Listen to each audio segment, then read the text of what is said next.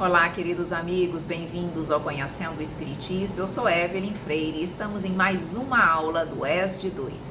Hoje conversando sobre casamento e celibato e sobre os obstáculos à lei de reprodução. Qual a posição da doutrina espírita sobre o casamento? Haveria inconvenientes na abolição ou na dissolução do casamento? E no tocante aos métodos contraceptivos, a doutrina espírita é favorável ou é contrária? Se você tem dúvidas sobre isso, você está convidado a participar do nosso estudo. Mas eu convido você também para se inscrever no nosso canal. Curta, compartilhe, comente os nossos vídeos. Vamos aprender então?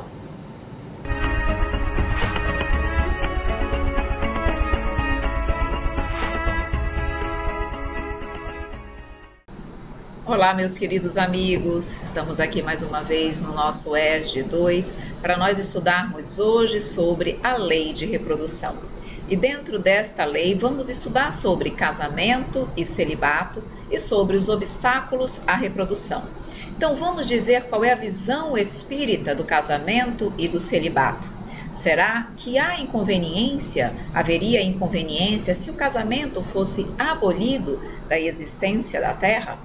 E no tocante à dissolução do casamento, será que a doutrina espírita ela é contrária ao divórcio? Qual é a posição dessa doutrina sobre essa temática? Vamos ainda esclarecer em que condições os obstáculos à reprodução são compatíveis com a lei natural, com a lei divina. Em que condições Deus permite que haja obstáculos à reprodução? E analisar, à luz do Espiritismo, a utilização de anticonceptivos no planejamento familiar. Então, meus amores, vamos iniciar essa temática abordando aí casamento e celibato. Será que o casamento está fora de moda? Nós estamos aqui exatamente, vamos começar a refletir sobre o casamento, sobre a possibilidade ou não de dissolução do casamento. Será que é algo que está ficando fora de moda? Será que as pessoas estão deixando de se casar? Será que agora as pessoas preferem manter-se solteiras? Vamos ver os dados estatísticos? Vejam, nós trouxemos aqui os dados do IBGE até o ano de 2012 e nós percebemos que, na verdade, está havendo um acréscimo das uniões, dos casamentos. Por mais que possa existir divórcio, ainda há no coração das pessoas a busca por essa união, por essa afeição recíproca. Então, o casamento não está fora de moda. Trazemos aí também mais um outro gráfico para que nós possamos perceber que o número de casamentos pelas regiões do Brasil também tem aumentado no decorrer dos anos, mostrando que o casamento não está fora de moda. As pessoas, na verdade, com o passar do tempo, têm procurado cada vez mais unirem-se, buscando aqueles espíritos afins, onde há uma harmonia, onde há uma união de propósitos, para que possam caminhar juntos. E será que isso é benéfico? Será que o casamento é bem visto pela doutrina espírita? Então vamos para o Livro dos Espíritos, na questão 696. Questiona-se que efeito teria sobre a sociedade humana a abolição do casamento. Diz a espiritualidade, seria uma regressão à vida dos animais. O Espiritismo esclarece que o estado de natureza é o da união livre e fortuita dos sexos.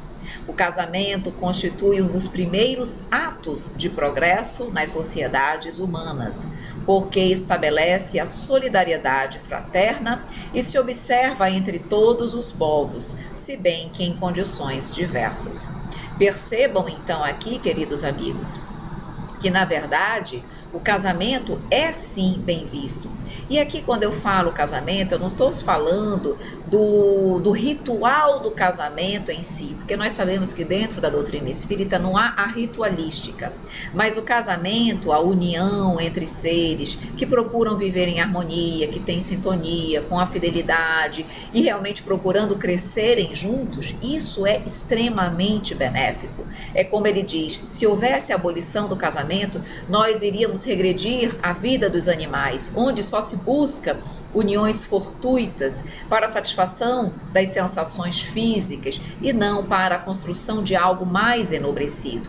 Por isso que o casamento, a união, essa união, ela é benéfica e, como ele diz aqui, constitui um dos primeiros atos de progresso nas sociedades humanas. Ora, se é o progresso, entende-se que com o decorrer da evolução da humanidade, os casamentos vão aumentar e os divórcios diminuírem, porque as uniões serão mais reais, verdadeiras, pautadas nos verdadeiros sentimentos e não muitas vezes em interesses inúmeros, como nós vemos no mundo atual, na época atual. Muitas vezes pela sensualidade, por questões financeiras, muitas vezes fuga de uma relação familiar que não agrada. Então existem várias outras razões que acabam levando as pessoas a uma união matrimonial que não o sentimento real.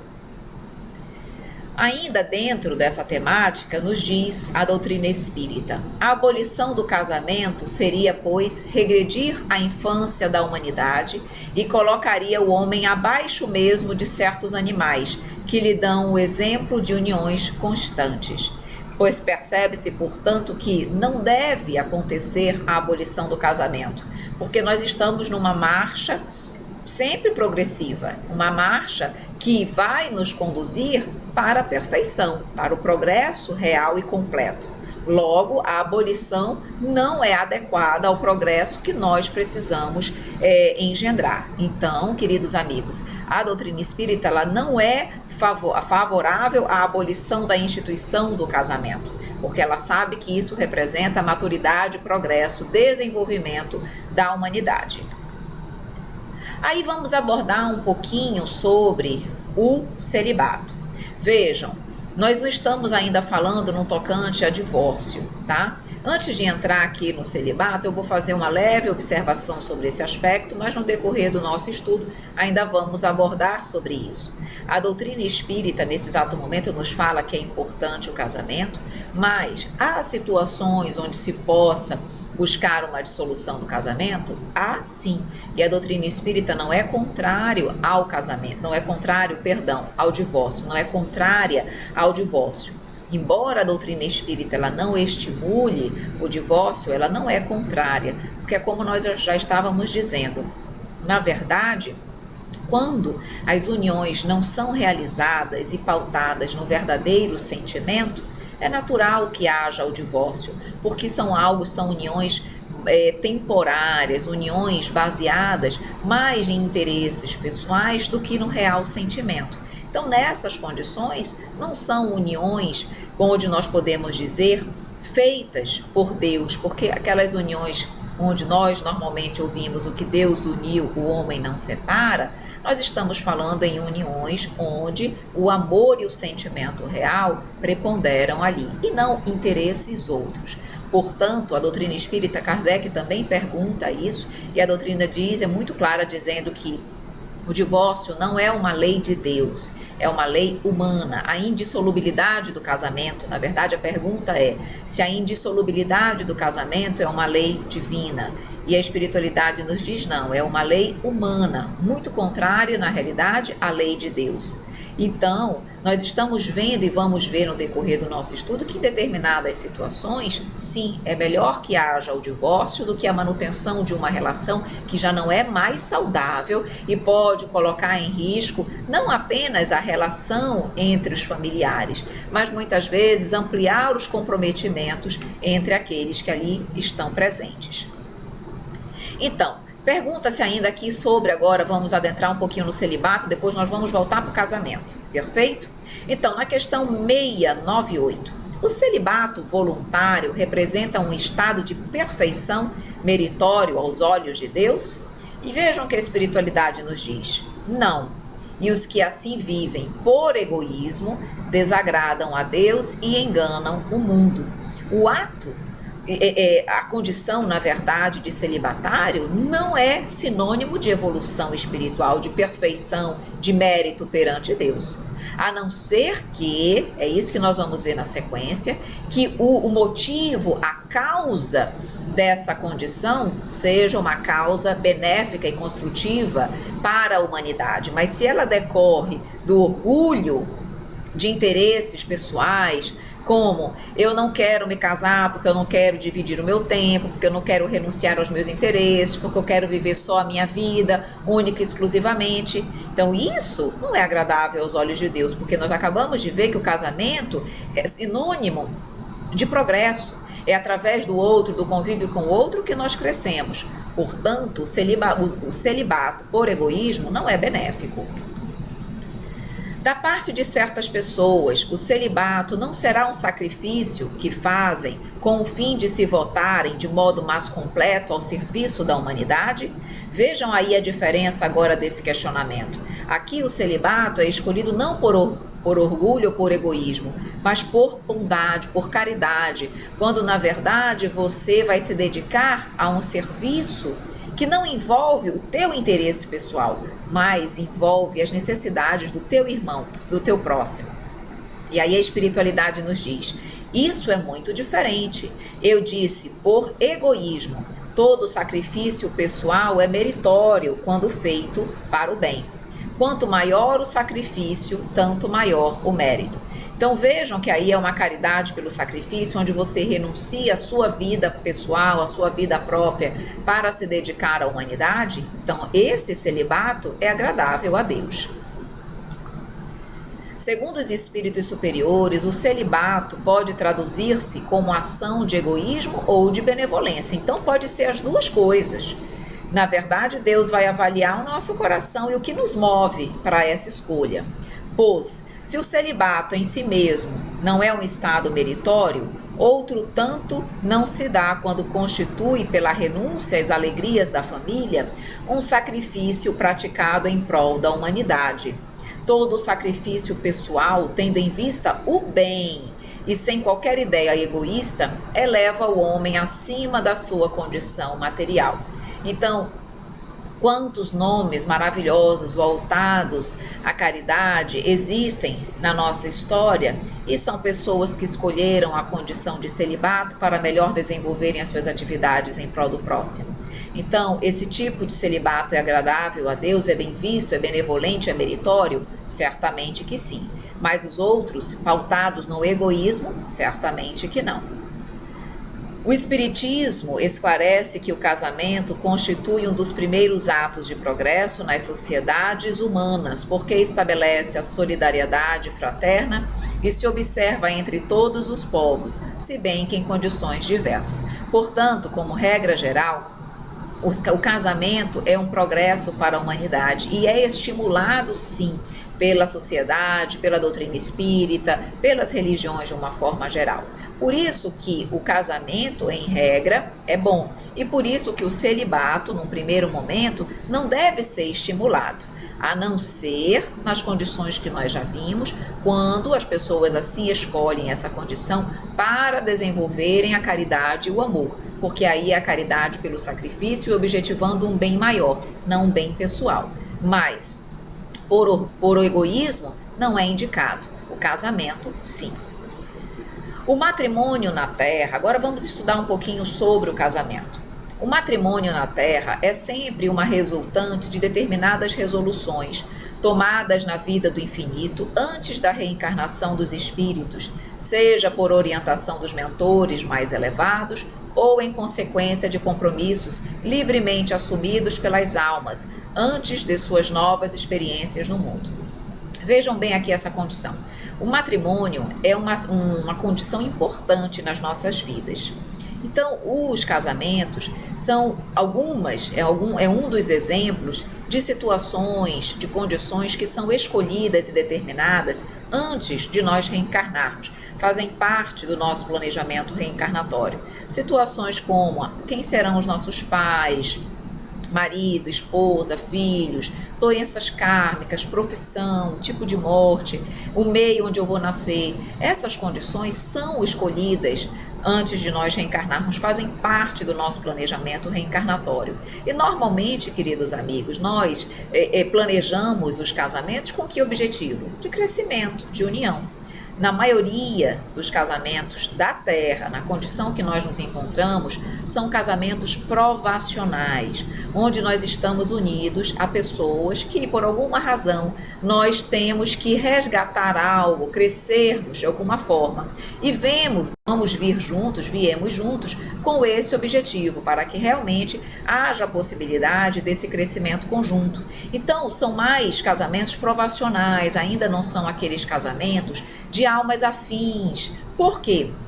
Porque antes de ter o merecimento de ter um casamento com uma alma afim, eu preciso primeiro resgatar os meus débitos.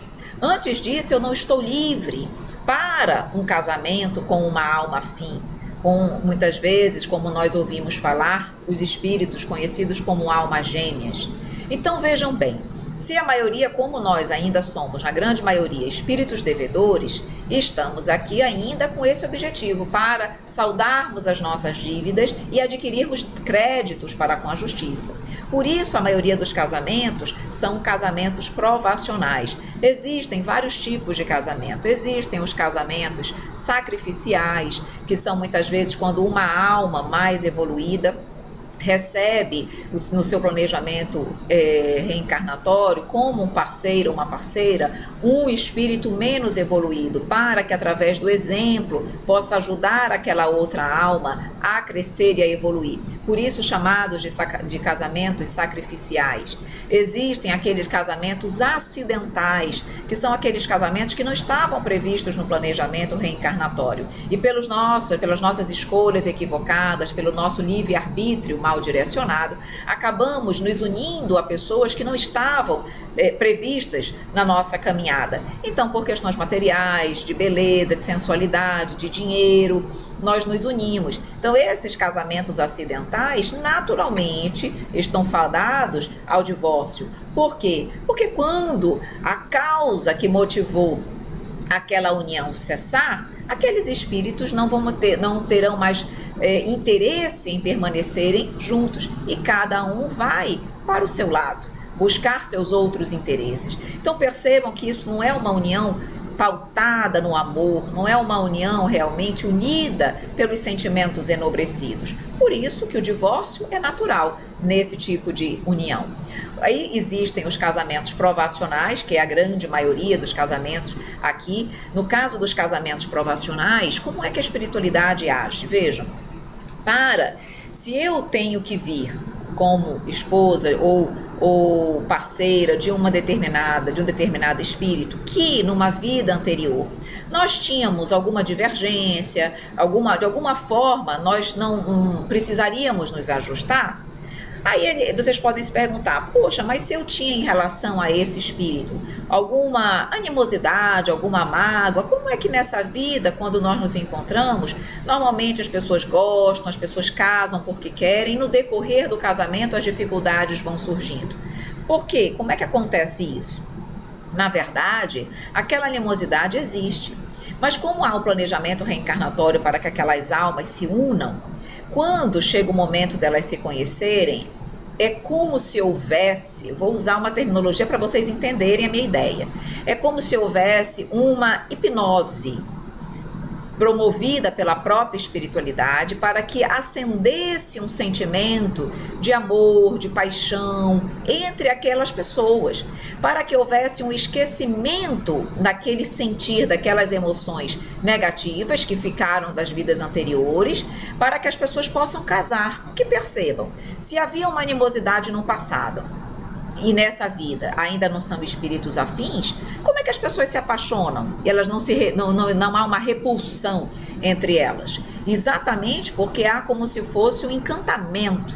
Tá? Eu estou usando essa palavra para vocês entenderem, o hipnotismo, para que as pessoas se apaixonem, possam se unir, e no decorrer da sua convivência conjugal é que aquelas dificuldades, aquela necessidade de reajuste vai surgindo. Por isso que muitas vezes é na convivência que os problemas começam a aparecer, porque aí realmente vai voltando as tendências do passado, as dificuldades do passado, e o objetivo é que agora, na condição de marido, mulher, de parceiros, companheiros, companheiras, as pessoas possam construir uma nova história, acabando, diminuindo aqueles laços de mágoa, de ódio, de angústia, de desentendimentos, transformando-os em laços de amor, de fraternidade, de harmonia, de serenidade, de união, que é o objetivo de todos nós. Algumas pessoas conseguem isso, outras não. Agora vejam bem aqui também, outra coisa. Evelyn, vamos supor que eu não tenha conseguido manter o meu casamento, embora nós tenhamos tentado, acabamos nos divorciando. Significa que nós falhamos no nosso planejamento reencarnatório? Significa dizer que nós vamos ter que nos unir novamente? Que, enfim, que sairemos daqui da Terra como falidos no tocante aos nossos compromissos? Não necessariamente. Porque vejam, nós viemos numa condição de marido e mulher para nos reajustarmos, perfeito? Só que, se esse reajuste eu não alcanço na condição de esposo, de esposa, de marido, marido, companheiros, enfim, nessa condição eu posso conseguir na condição de amigo. Claro que sim, até porque quando nós retornarmos para o plano espiritual, nós não seremos necessariamente esposo ou esposa, mas irmãos uns dos outros, filhos de Deus. Então vamos supor que eu preciso sair daqui numa condição de harmonia para com aquele espírito, diferente do que nós vivenciamos numa vida passada. Eu posso conseguir isso estando casada, mas se não for possível, nós podemos separar, mas com respeito, com carinho, desejando o bem do outro. Cada um busca o seu caminho, mas com respeito pelo parceiro. E não como nós vemos muitas vezes, as pessoas que se separam, se odeiam, prejudicam, querem prejudicar o outro. Muitas vezes colocam os filhos contra o pai, contra a mãe. Isso é um comportamento inadequado e certamente nessa condição não vão estar cumprindo o seu planejamento reencarnatório. Mas quantos casais se separam e continuam amigos, continuam se falando com respeito, os filhos vivem bem, muitas vezes até participam da nova vida familiar construída pelos parceiros. E aí eu vou dizer que essas pessoas, porque elas se separaram, elas não cumpriram o seu planejamento reencarnatório? Cumpriram, porque a amizade existe. Então, os laços do passado foram substituídos por laços de fraternidade. Então, o objetivo foi cumprido, embora não mais na condição de casados, mas na condição de amigos. Então, percebam aqui que não é o fato de eu estar casada ou não que fará com que eu cumpra o meu objetivo, porque eu posso permanecer a minha existência casada com a mesma pessoa e não cumprir o meu objetivo, porque eram pessoas que já se maltratavam, já não gostavam mais um dos outros, que estavam ali como se estivessem carregando um fardo. Então voltam para o plano espiritual casados, mas não mais falidos no seu planejamento. Percebem o que eu quero dizer? O objetivo é a união na fraternidade, que pode ser alcançada casada ou não. Então, claro que nós temos que buscar a manutenção do casamento, e é isso que nos mostra a doutrina. Mas, se ela não for possível, eu tenho que buscar a união, o respeito, sempre, em qualquer condição. Elucida igualmente que o casamento ou a união permanente de dois seres, como é óbvio, implica o regime de vivência pelo qual duas criaturas se confiam uma à outra no campo da assistência mútua. Essa união reflete as leis divinas que permitem seja dado um esposo para uma esposa, um companheiro para uma companheira, um coração para outro coração ou vice-versa, na criação e desenvolvimento de valores para a vida. À medida que nós formos evoluindo, queridos amigos, nós vamos progredindo nas nossas uniões. Hoje ainda há, como eu disse, muitas uniões provacionais, bem poucas uniões por sintonia, por afinidade. Por quê? Porque nós temos muitos compromissos ainda. À medida que nós formos evoluindo, principalmente em planetas onde de uma condição evolutiva melhor, de regeneração e felizes, os casamentos por afinidade e os casamentos transcendentais vão se tornando mais comuns. Casamentos transcendentais são aqueles casamentos realmente entre as almas totalmente afins, como se fossem o que nós chamamos de almas gêmeas. Esses casamentos transcendentais aqui na Terra são raríssimos. Existem, mas numa condição muito pequena por conta da nossa imperfeição ainda. Há muitas pessoas que preferem não se casar, optando pela vida celibatária. A propósito, Emmanuel assim nos esclarece a respeito. Abstinência em matéria de sexo e celibato na vida de relação pressupõe experiências da criatura em duas faixas essenciais. E ele vai trabalhar conosco essas faixas essenciais. Essa informação está no livro Vida e Sexo. Aí ele diz: a daqueles espíritos que escolhem semelhantes posições voluntariamente para burilamento ou serviço no curso de determinada reencarnação, aí trabalho, dedicação realmente pelo próximo, então no sentido de se burilar espiritualmente, a daqueles outros que se veem forçados a adotá-las por força de inibições diversas. Então existem várias situações que levam uma pessoa a escolher a vida celibatária. E a doutrina espírita, no caso aqui, no livro Vida e Sexo, nos mostra essa condição, que pode ser uma escolha realmente para buscar um burilamento ou um serviço, ou eu posso me ver forçada por uma razão, por várias razões aí, a essa condição. E tudo isso vai interferir, certamente, no fato de essa escolha ser ou não agradável ao Deus, como nós já vimos nos slides anteriores. Indubitavelmente, os que consigam abster-se da comunhão afetiva, embora possuindo em ordem todos os recursos instrumentais para se aterem ao conforto de uma experiência a dois, com o fim de se fazerem mais úteis ao próximo, de certo que traçam a si mesmos escaladas mais rápidas aos cimos do aperfeiçoamento. Então, quando nós escolhemos a vida de abstinência e de celibato nessa condição realmente de despreendimento e de amparo ao próximo, eu estou adquirindo mais rapidamente a minha evolução. E como ele diz, eu traço para mim escaladas mais rápidas aos cimos do aperfeiçoamento. Mas existem aqueles que já renasceram no corpo físico induzidos ou obrigados à abstinência sexual, atendendo a inibições irreversíveis ou a processos de inversão pelos quais sanam erros do pretérito ou se recolhem a pesadas disciplinas que lhes facilitem a desincumbência de compromissos determinados em assuntos de espírito. Então, tudo isso vai determinar, na verdade, como é que tal condição é vista pelo Pai. Muitas pessoas, hoje já nem tanto, mas aquelas pessoas, muitas vezes, elas eram obrigadas a essa condição, era uma condição que lhes era imposta, mas não muitas vezes por uma vontade própria, mas uma condição, por uma inibição, por uma condição exterior. Nesse caso, você percebe que isso muitas vezes decorre ainda de um comportamento inadequado da família, da sociedade, de um pensamento ainda pouco fraterno em relação às pessoas. E isso não é realmente positivo, porque nós precisamos sempre trabalhar a caridade, o entendimento e a compreensão para com o próximo, para com todas as pessoas. Lá no Livro dos Espíritos, na questão 701, se pergunta: a monogamia está de acordo com a lei da natureza? A poligamia é lei humana cuja abolição marca um progresso social. Veja, então a pergunta é: o que diz a doutrina espírita sobre a monogamia? É correta? É incorreta? Será que a poligamia seria o ideal?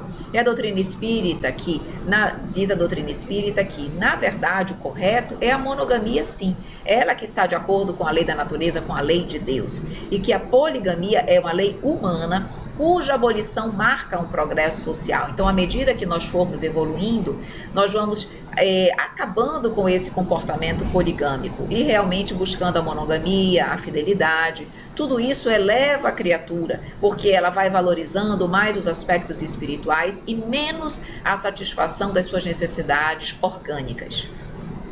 O casamento, segundo as vistas de Deus, tem que se fundar na afeição dos seres que se unem. Na poligamia não há afeição real, há apenas sensualidade. Se a poligamia fosse conforme a lei da natureza, devera ter possibilidade de tornar-se universal, o que seria materialmente impossível dada a igualdade numérica dos sexos. Então a doutrina nos diz que só pelo número de homens e mulheres, espíritos do sexo masculino e do sexo feminino, nós já percebemos que seria inadequado a poligamia. Por quê? Porque há um certo equilíbrio numérico, exatamente para que, em tese, haja uma relação monogâmica. e não diversa, não poligâmica. E além disso, é aquilo que nós estávamos vendo e vamos ver também no decorrer do nosso estudo. A poligamia ainda busca a satisfação da sensualidade e não da afeição real e verdadeira. E como nós estamos aqui para evoluir, alcançar esse patamar, é natural compreendermos que a poligamia irá, pouco a pouco, ser abolida. Deve ser considerada como um uso ou uma legislação especial apropriada a certos costumes e que o aperfeiçoamento social fez que desaparecesse pouco a pouco no tocante à poligamia. Para o espírita, o matrimônio na Terra é sempre resultante de determinadas resoluções tomadas na vida do infinito antes da reencarnação dos espíritos. Seja por orientação dos mentores mais elevados, quando a entidade não possui a indispensável educação para manejar as suas próprias faculdades, ou em consequência de compromissos livremente assumidos pelas almas antes de suas novas experiências no mundo.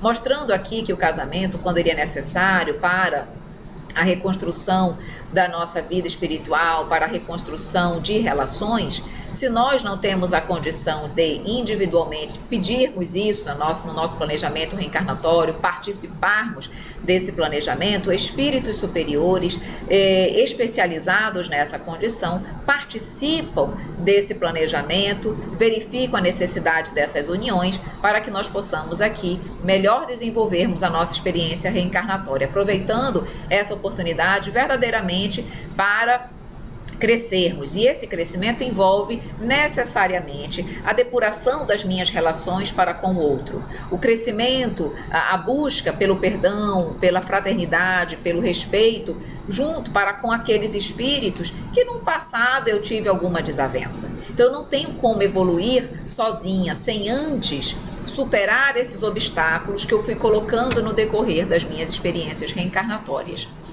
Por esta razão, os consórcios humanos estão previstos na existência dos indivíduos, no quadro escuro das provas expiatórias ou no acervo de valores das missões que regeneram e santificam. É mais fácil nós estarmos numa mesma família, no mesmo círculo familiar, para superarmos desavenças do passado. Por quê? Porque os laços matrimoniais, os laços consanguíneos, aquela união, ela facilita esses laços, a reconstrução desses laços. Por isso que numa mesma família há pessoas e espíritos com as quais nós nos damos muito bem, são espíritos afins que vêm também com o objetivo de mutuamente se auxiliarem, mas há também aqueles espíritos muitas vezes, e isso pode ser uma relação entre os parceiros um pouco mais difícil, mas com que objetivo? Igualmente, para que através do aprendizado, para que através da vivência do evangelho, para que através de um esforço mútuo, aquela relação ela possa ser reconstruída de forma positiva. Temos consciência, à luz do entendimento espírita, que há casamento de amor, de fraternidade, de provação, de dever, como eu já havia comentado. Existem vários tipos de casamento. Quanto mais afim são os espíritos que se unem, menos dissoluções de casamento nós vamos enfrentar. Vejam, os casamentos por afinidade, realmente entre espíritos simpáticos e os transcendentais, não há divórcio. Por quê? Porque ali a afinidade, na verdade, ela é tão grande que nem a morte separa esses corações. Há espíritos que são unidos por sentimentos tão verdadeiros que mesmo desencarnando, podendo ficar décadas longe um do outro, aqueles espíritos se procuram. E quando eles se reencontram na matéria ou no plano espiritual, o sentimento é o mesmo. Mostrando, queridos amigos, que o amor verdadeiro não tem distância, não tem tempo. A qualquer momento, em qualquer lugar, em qualquer época, essas pessoas que se amam irão se buscar. Portanto, uniões pautadas nesse sentimento, não há divórcio, nem aqui, nem no plano espiritual. Agora, é aquilo que eu disse, por que ainda vemos tanto divórcio na Terra? Porque as uniões ainda são mais provacionais, mais acidentais e menos por afinidade e menos transcendentais. O matrimônio espiritual realiza-se alma com alma, representando os demais simples conciliações indispensáveis à solução de necessidades ou processos retificadores, embora todos sejam sagrados. Isso está lá no livro Nosso Lar, no capítulo que fala exatamente sobre os casamentos e as uniões. Então vejam, quando há um matrimônio entre alma com alma, não há divórcio. E as uniões no plano espiritual, lá tem uniões, no livro Nosso Lar aparece um casamento no plano espiritual, os espíritos lá também se buscam. E dependendo do tempo que eles vão passar na erraticidade, eles podem se unir em matrimônio. Mas ali é um matrimônio espiritual, são almas realmente afins que se unem. Agora, o que ele diz aí no livro, as nossas uniões aqui na Terra, muitas vezes ele coloca simples conciliações indispensáveis à solução de necessidades ou processos retificadores, ou seja, casamentos provacionais, muito diferente das relações espirituais, onde a alma é que se liga a outra alma e não por interesses outros. Na questão 693, nós já vamos começar a discutir os obstáculos à reprodução. O que nos diz a doutrina espírita? Então tem a pergunta dizendo, são contrários à lei da natureza, às leis e os costumes humanos que têm por fim ou por efeito criar obstáculos à reprodução? E aí a espiritualidade nos diz, tudo que embaraça a natureza em sua marcha é contrário à lei geral. Vejam, qual é a marcha natural? Não é a reprodução? A lei de reprodução, nós não estamos estudando a lei de reprodução? A lei de reprodução é exatamente para que nós possamos nos multiplicarmos, para que haja oportunidade reencarnatória, para que os espíritos possam vir? Ora, se nós vetarmos a lei de reprodução e se nós, de alguma forma, impedirmos que os espíritos reencarnem, eu não estou dificultando o progresso? Se as pessoas não têm filhos, os espíritos não podem reencarnar. Se os espíritos não podem reencarnar, eles não podem progredir. Se eles não podem progredir, eu não estou impedindo a marcha da lei geral? Perfeito? Então, e por isso ele está dizendo que, não é que ele está dizendo que não vá poder acontecer determinadas situações onde o homem pode impedir. Ele está no primeiro momento dizendo, são contrários às leis e os costumes que têm por fim criar obstáculos à reprodução. Então ele está dizendo que tudo que embaraça a natureza em sua marcha é contrário. E aí ele vai desenvolver esse raciocínio. Então vamos ouvir. O homem pode regular a reprodução segundo as necessidades, mas não deve entravá-la sem necessidade. Já está aí o Livro dos Espíritos começando a ampliar e nos trazer luzes sobre essa questão. Segundo a necessidade das criaturas, isso pode acontecer, mas se não houver necessidade, entravar simplesmente por questões egoístas, não é viável. E nós vamos entender, Evelyn, mas explica isso melhor. Nós já vamos ver isso no decorrer dos nossos slides. Então prestem atenção. Aí na questão 693A, há espécies de seres vivos, animais e plantas, cuja reprodução indefinida seria nociva a outras espécies, e das quais o próprio homem acabaria por ser vítima. Pratica ele ato repreensível impedindo essa reprodução? E aí nos diz a espiritualidade, Deus concedeu ao homem, sobre todos os seres vivos, um poder de que ele deve usar sem abusar. Percebam aí. Então, se Deus nos deu essa possibilidade, é porque nós podemos utilizá-la. Mas com bom senso, de acordo com as nossas necessidades. Usar sem abusar, que é muitas vezes o que nós fazemos. Então ele diz, pode, pois, regular a reprodução de acordo com as necessidades, mas não entravá-la sem necessidade. E aí ainda vem a doutrina nos explicando também. A ação inteligente do homem é um contrapeso que Deus dispôs para restabelecer o equilíbrio entre as forças da natureza. E é ainda isso o que o distingue dos animais, porque ele obra com conhecimento de causa. Então o que ele está dizendo é o seguinte, ora, se nós temos essa inteligência, se nós podemos ser um contrapeso muitas vezes em relação à natureza, obstando uma reprodução excessiva de algo que poderia trazer algum desequilíbrio, eu devo usar. É natural, é correto, Deus permite isso. Mas porque isso encontra-se dentro daquilo que é necessário para a vida humana. Mas a partir do momento que eu me utilizo desses obstáculos à reprodução para outros interesses que não são nobres, E isso vai contra a lei de Deus. Então ele diz, mas os mesmos animais também concorrem para a existência desse equilíbrio, porquanto o instinto de destruição que lhes foi dado faz com que, provendo a própria conservação, obstem o desenvolvimento excessivo.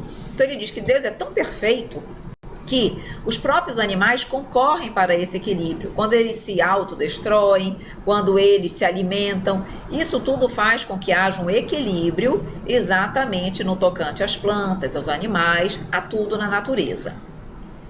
Aí vamos ver o que alguns espíritos benevolentes nos orientam sobre essa temática. Diz assim, os espíritos orientadores, ao mesmo tempo em que nos esclarecem a respeito de um assunto tão complexo, não deixam de considerar as implicações das leis de causa e efeito, de liberdade e de progresso, importantes na elaboração do planejamento reencarnatório. Então já vamos agora começar uma reflexão mais profunda. Vejam bem, nós estamos aqui, nós fazemos um planejamento reencarnatório para estar na Terra, perfeito? Ótimo. Vamos supor que nós tenhamos feito um planejamento reencarnatório para termos, sei lá, um casal de filhos. Aí chega aqui, casa-se e se resolve não ter filhos. Por questões como, eu não quero ter filho, o filho dá muito trabalho, eu e meu marido, ou eu e minha parceira, enfim. Nós gostamos muito de viajar, nós temos a nossa vida tão tranquila, filho eu vou ter que acordar cedo, filho eu vou ter que, não vou poder trabalhar como eu desejo. Ou seja, percebem que nessa condição é uma postura essencialmente egoísta?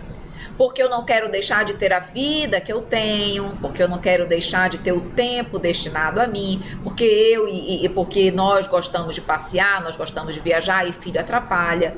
Isso é um comportamento essencialmente egoísta. Por quê? Porque, na verdade, eu só estou pensando em mim. Eu não estou pensando quão importante é uma família na oportunidade de que outros espíritos reencarnem, no entendimento de que a família agrega os laços, faz com que eu deixe de ser mais egoísta e seja uma pessoa mais fraterna, mais humana, para que eu seja uma pessoa que aprende a se doar. Porque com filho a gente não consegue dormir direito. Mais uma vez, eu não consigo renunciar ao meu interesse pelo outro. Então, esse tipo de controle de natalidade, se eu opto uma reprodução com esse objetivo, isso não é agradável a Deus, de modo algum, porque na verdade eu estou apenas fortalecendo o meu egoísmo.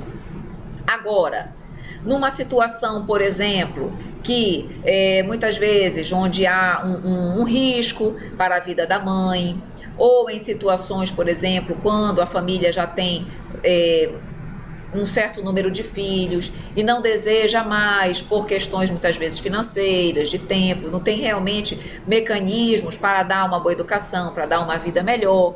Então, você tem critérios com um pouco mais de lógica, de bom senso, para evitar uma reprodução excessiva, mas não como naquele caso que eu comentei. Então tudo é questão de bom senso. Muitas vezes eu vim com o planejamento de ter 2 filhos, 3 filhos, e por conta de uma atitude egoísta, eu deixo de permitir que aqueles espíritos venham ao mundo.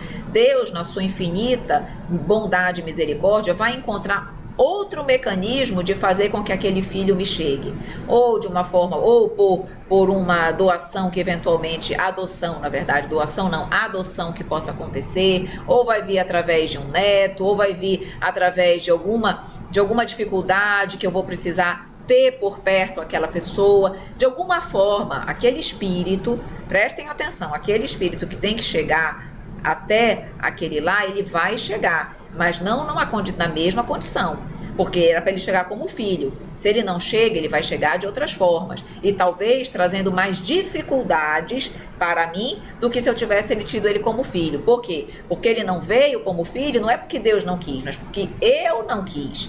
E aí, na hora que nós estamos ferindo a lei do Pai, nós estamos chamando para nós mais dor e sofrimento. Então, o controle da natalidade passa a ser legítimo quando há justificativa de ordem superior, que impeçam ou dificultem o renascimento dos espíritos. No entanto, criar obstáculos à reprodução em atendimento aos anseios da sensualidade, da luxúria, prova a predominância do corpo sobre a alma e quanto o homem é material. Os filhos não são realizações fortuitas, procedem de compromissos aceitos antes da reencarnação pelos futuros genitores, de modo a edificarem a família de que necessitam para a própria evolução. É lícito aos casais adiar a recepção de espíritos que lhes são vinculados, impossibilitando mesmo que se reencarnem por seu intermédio. Mas as soberanas leis da vida dispõem de meios para fazer que aqueles rejeitados venham por outros processos à porta dos seus devedores ou credores, em circunstâncias, vejam aí, talvez muito dolorosas, complicadas pela irresponsabilidade dos cônjuges que ajam com leviandade em flagrante desconsideração aos códigos divinos. Percebem, então, queridos amigos, como nenhuma das nossas atitudes irresponsáveis ou movidas pelo orgulho ou pelo egoísmo ficam sem a observância de Deus e sem consequências?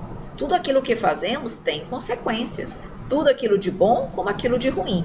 Então, obstar a reprodução, controlar a natalidade, eu posso? Eu posso.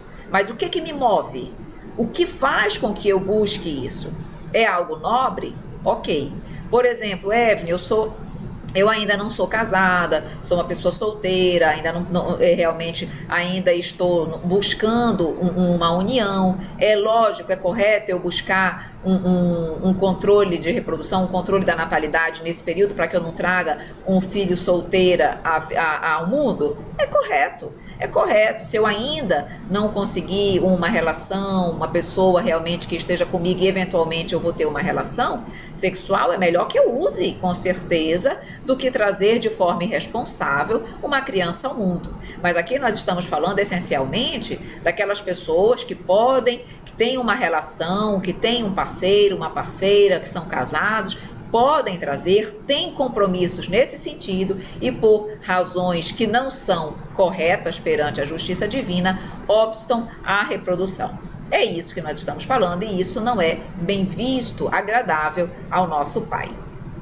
Perfeito, meus queridos amigos, vamos parando por aqui no nosso último slide, refletindo um pouquinho sobre a lei de reprodução. Na nossa próxima aula nós vamos falar sobre o aborto, também dentro da lei de reprodução, mas será uma aula única, conversando e refletindo sobre todos os tipos de aborto e a posição da doutrina espírita sobre esse tema. Espero que você tenha gostado, que tenha sido útil para você essa aula, onde nós tivemos aí a possibilidade de refletir um pouquinho sobre casamento, celibato e sobre controle de natalidade. Um grande abraço a todos e até a próxima.